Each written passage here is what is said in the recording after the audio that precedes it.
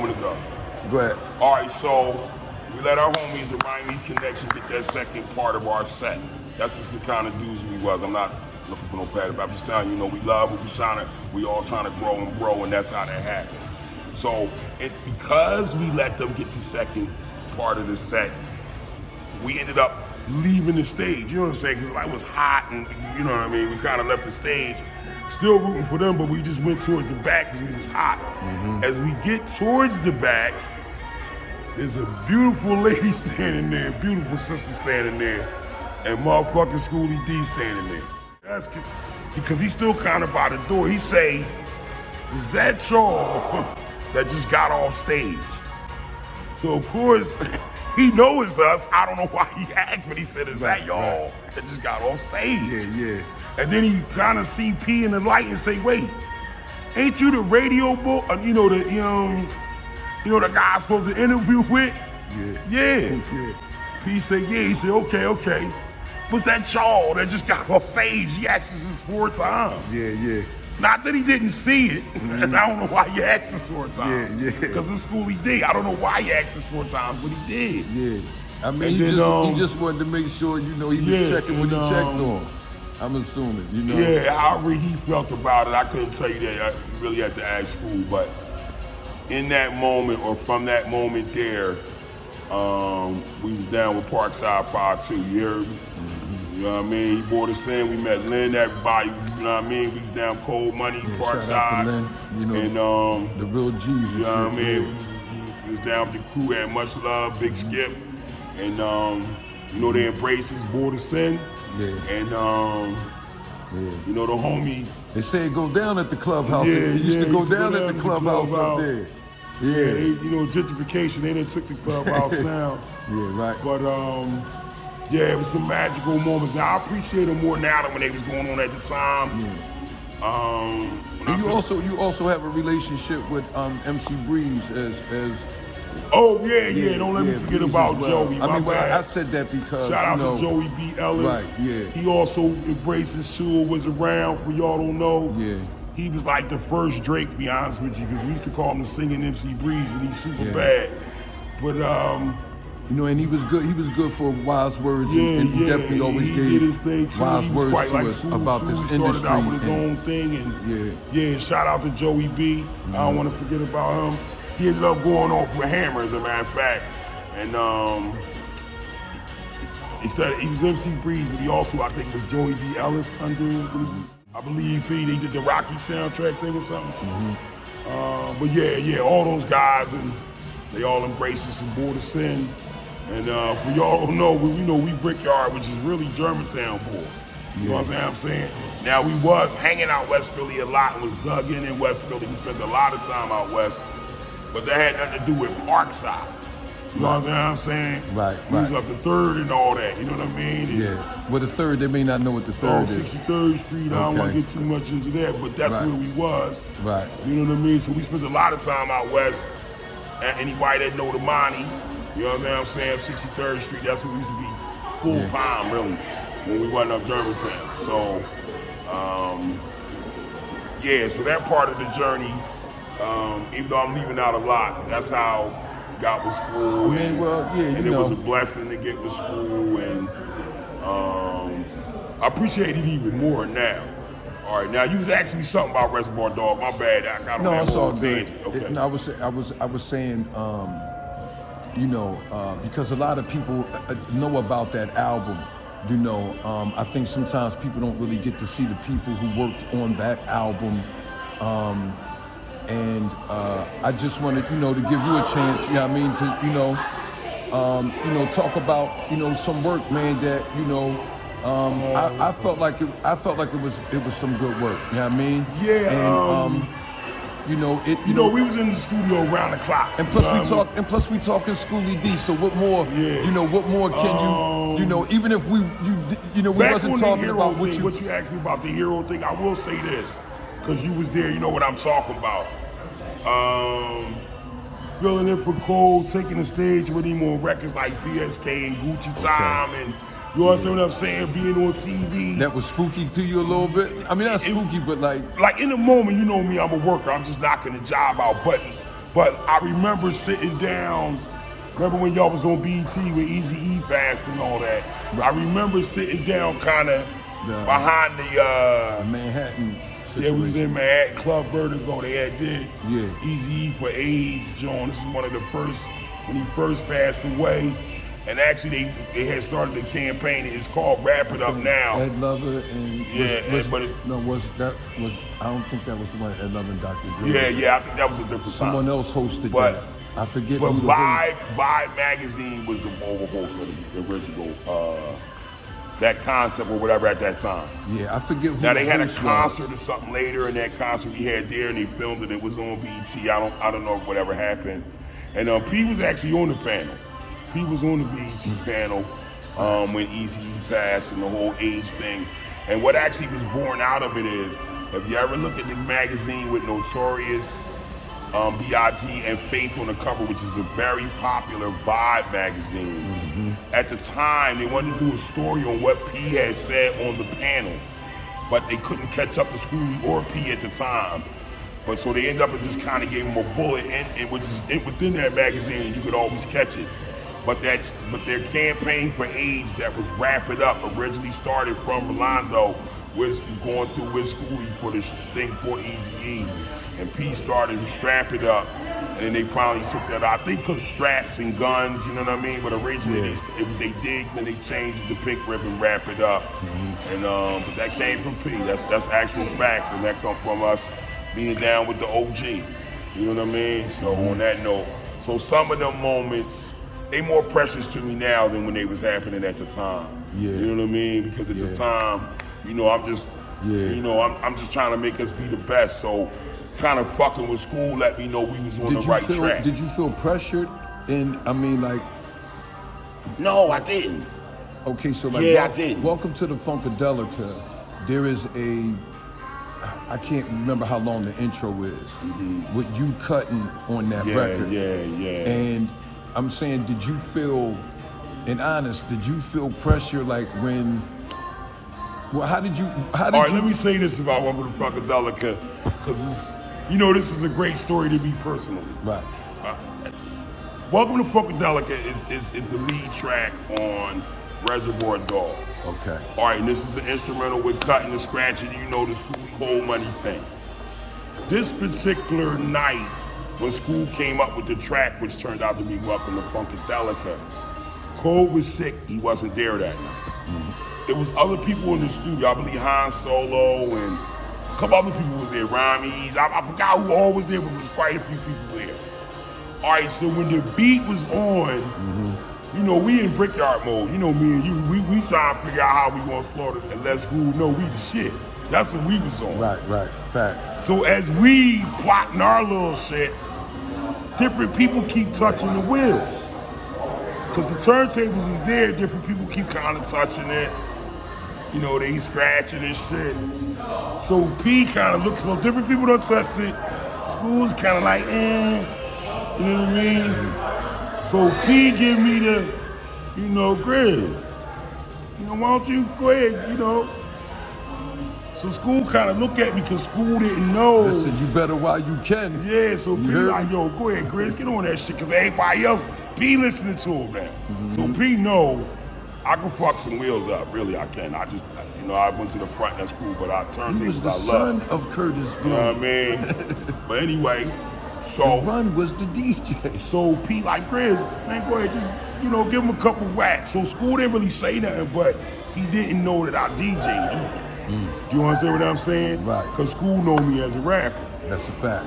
So when this I was go, the first time I think he yeah. So when I go to the tables, you know, I'm kind of like, excuse me, yeah, that was cool. Let me sit. So remember, the first shit I try to cut, ironically, is the Tough Crew. If you remember, yeah. I want to say not So Damn Tough. It's just Tough Crew Too Tough came to mind, but Not So Damn Tough.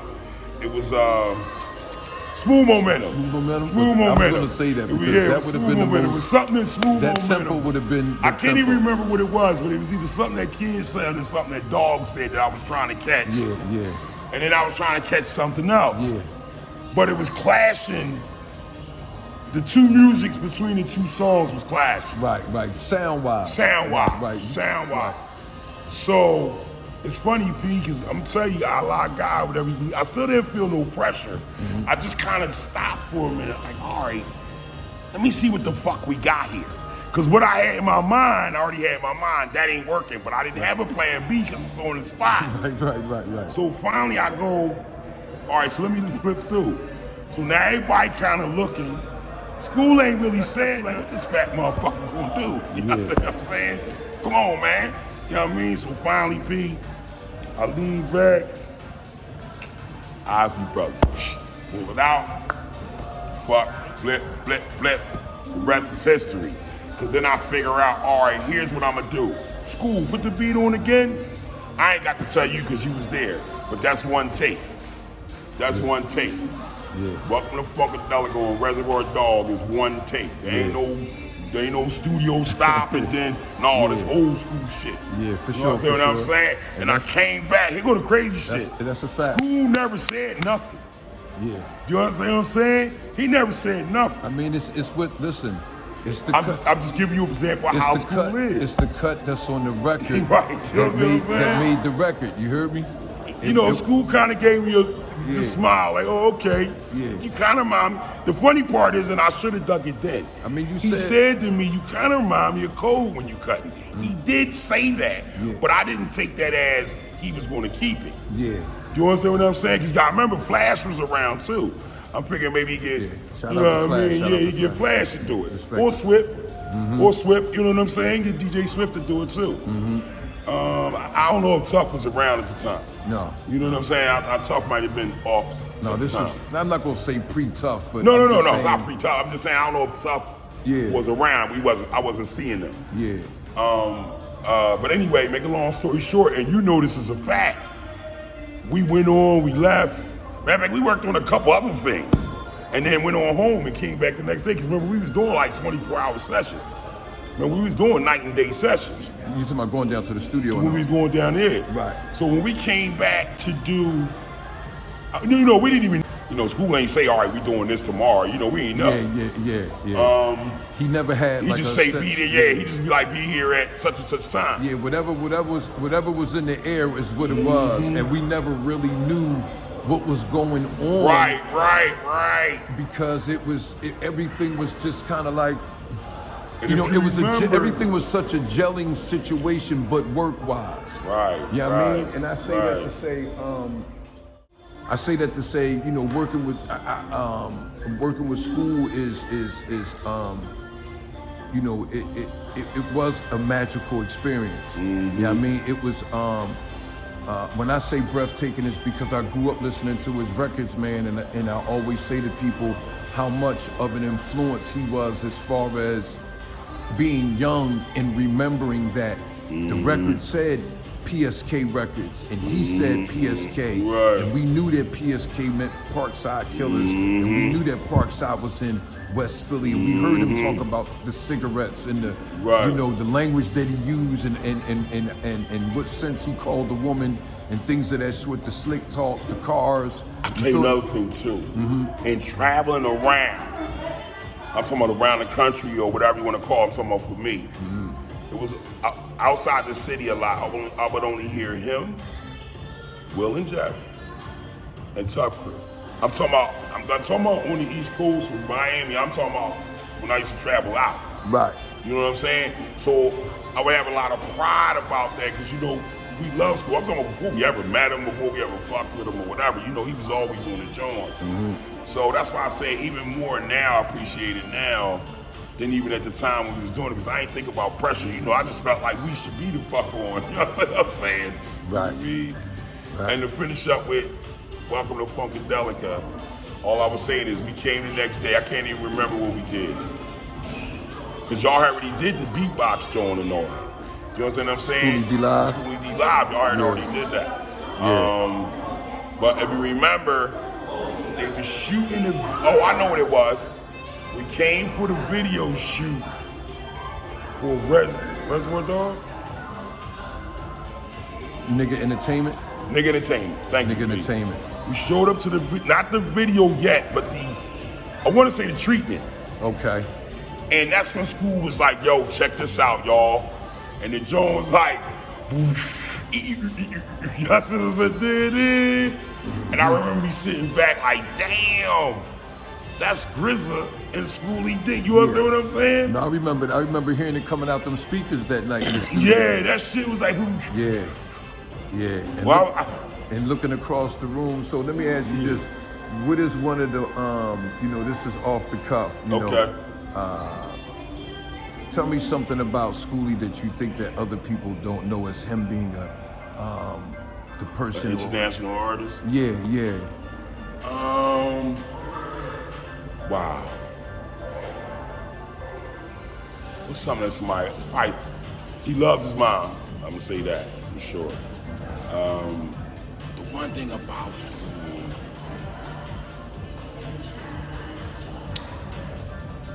I tell you what, I can tell you one thing that I know. A lot of people, when they're be around, man, School be fucking with me or whatever. School be, I think you know how School is. But the one thing I can say about School is if you really talk to him about something serious, he will get serious. You understand what I'm saying? Like, you know School could be a smart ass. Yeah. But if you really had to talk to him about something that really was serious, School will put the bullshit to the side. You understand what I'm saying? He will put the bullshit to the side. Yeah. Well, if you listen to him talk, you'll hear. You know what I mean? You will hear what he's saying. If you now, listen. all other times, School just playing and fucking around. That's just how he is. But if you really, I'm just saying, a lot of people don't know that. But if you really had to talk to School for real, he would talk to you. You know what I mean? I'm talking about real shit. Yeah. You know what I mean? Mm-hmm. Now, he might not necessarily show up at your crib all the time, you know, he want his motherfucking cheesecake or whatever if you want to talk to him, but, you know what I'm saying? So, but I guess that's his little thing. But that's one thing about School I can say is that, at least when we was around him and the status he did have, you know, Jesse being Jesse, but other than that, Jesse is School Jesse. Mm-hmm. He was definitely, a real dude when you know what I'm saying? You know what I'm saying? That's respect. You know what I mean? That's respect. I can't really say too much about, you know, Showtime is different, you know what I mean? Mm-hmm. Because he's Schoolly D, you know what I'm saying? But, yeah, so I don't know, you know. Well, Grizz, I appreciate you. So that's how I see it, homie. No, I appreciate you. I appreciate you a little bit on coming. That. I guess that's what you wanted to rap about. Listen, on that. I appreciate you for allowing me to force you to sit down and you know, talk you in the, you know, just about that shit. You know, and just you know, and giving it up. Because I just say that to say, you know, it's just not so much about our platform. We're talking about the history of the great Schoolly D, dog. Right. You know, and all the albums that he has blessed us with from the beginning of time with the box, writing on the records. You know, his language, you know, his swagger, his diddy bop. You know, he allowed you to produce on his record. Yeah, he did. And rap on the record. To be you and he knew many other producers. You know, and inferiority enough to say to influence Schoolly. You know what I mean? You know, I mean, you know, it's. Well, I think he enjoyed our presence. Everybody has their own story, but I was there for your story, so I could absolutely say that I think that at some point in some time, School was influenced by us because we were younger and our vibe was different, and our approach to producing was almost like. It was like water falling out the sky. It was like almost natural. You feel what I'm saying? I learned a lot from him. I learned a lot. And I do want to say that too. And his mom was a wonderful lady, yo. His mom, you know, at least to us anyway. She's great to me. And I haven't seen his son Rashad in years, and I think he has a daughter now too, I believe, or maybe more. But yeah, just real. You know, the OG boy is sending embraces, you know, best he could in his own way. You know what I mean? Yeah. And he let the young fellas do their thing. You know, he had to whoa us a little bit, you know what I mean? Yeah. Because I'm still Schoolly D, little niggas, whoa, take it easy. Yeah. But I like what y'all boys is doing, and he did let us know that. Yeah. And he never tried to change us either. You know what I mean? He never said y'all should do this and y'all should do that. If anything, especially with me, he'd be like, you should say this. You should say that, and I like when you said that, and you know what I'm saying, and you know what he'd be like, shit, I say School, be like, Grizz, I'm gonna steal that from you. I'm gonna say this, and we're gonna wrap it up, G. Listen, Schoolly D gave you a shot, nigga, and you took it. You heard me? Yeah, absolutely. You heard me? Yes, he did. You heard me? He gave you a shot and you took it, dog. And he gave us a real one too. Yeah, for sure. He gave you a shot and We he still took had to it. remind the little niggas that he's take it easy. Yeah. But Yeah. you know what I mean?